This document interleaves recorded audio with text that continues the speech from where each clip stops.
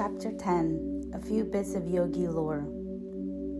We give below 3 forms of breath, quite popular among the yogis. The first is the well-known yogi cleansing breath, to which is attributed much of the great lung endurance found among the yogis. They usually finish up a breathing exercise with this cleansing breath, and we have followed this plan in this book.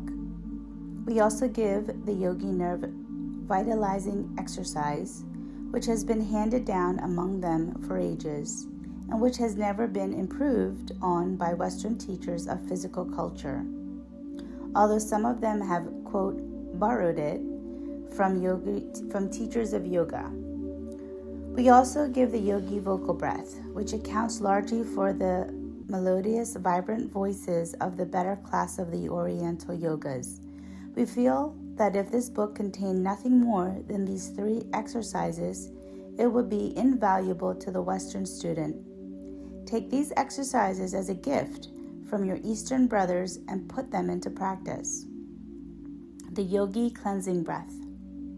The yogis have a favorite form of breathing which they practice when they feel the necessity of ventilating and cleansing the lungs. They conclude many of their other breathing exercises with this breath, and we have followed this practice in this book. This cleansing breath ventilates and cleanses the lungs, stimulates the cells, and gives a general tone to the respiratory organs and is conducive to their general healthy condition. Besides this effect, it is found to greatly refresh the entire system. Speakers, singers, etc. will find this breath especially restful after having tired the respiratory organs. 1. Inhale a complete breath.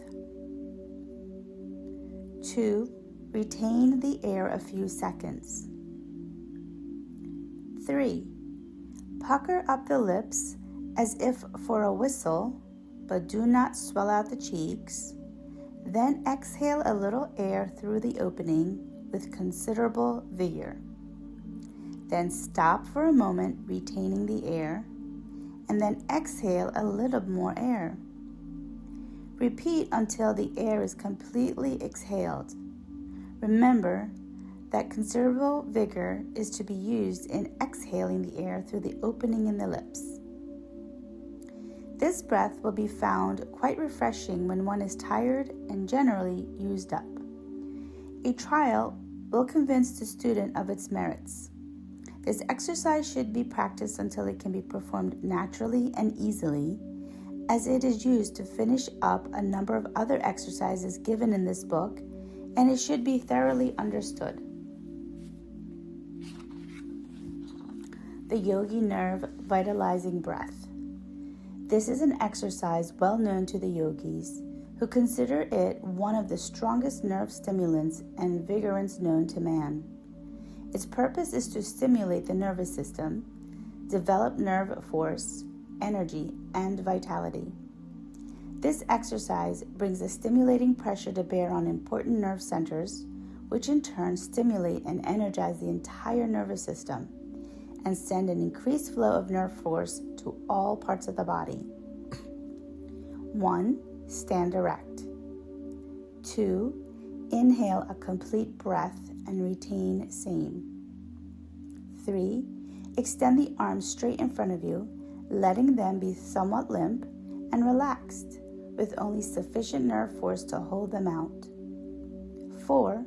Slowly draw the hands back toward the shoulders, gradually contracting the muscles and putting force into them so that when they reach the shoulders, the fists will be so tightly clenched that a tremendous motion is felt.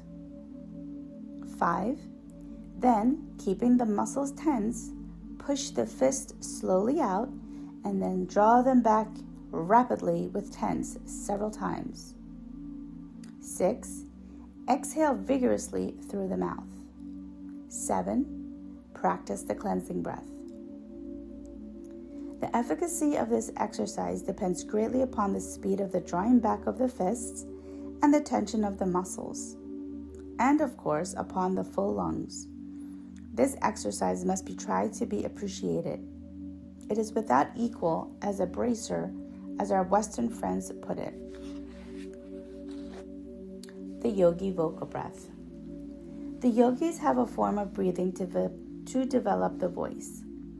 They are noted for their wonderful voices, which are strong, smooth, and clear, and have a wonderful trumpet-like carrying power.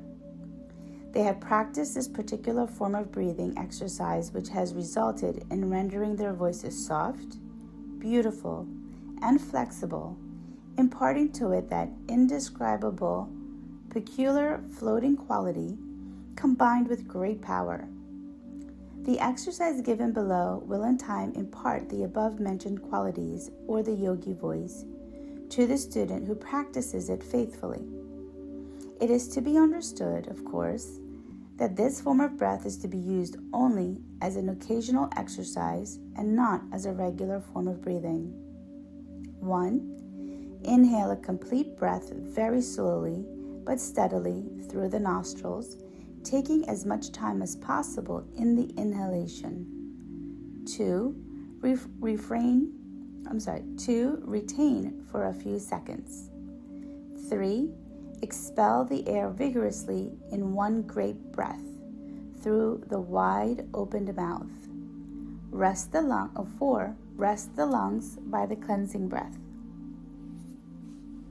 Without going deeply into the yogi theories of sound production in speaking and sitting, we wish to say that experience has taught them that the timbre, quality, and power of a voice depends not alone upon the vocal organs in the throat, but that in the facial muscles, etc., have much to do with the matter. Some men with large chests produce but a poor tone, while others with a comparatively small chest produce tones of amazing strength and quality. Here is an interesting experiment worth trying. Stand before a glass and pucker up your mouth and whistle, and note the shape of your mouth and the general expression of your face. Then sing or speak as you do naturally and see the difference. Then start to whistle again for a few seconds, and then, without changing the position of your lips or face, sing a few notes and notice what a vibrant, resonant, clear, and beautiful tone is produced.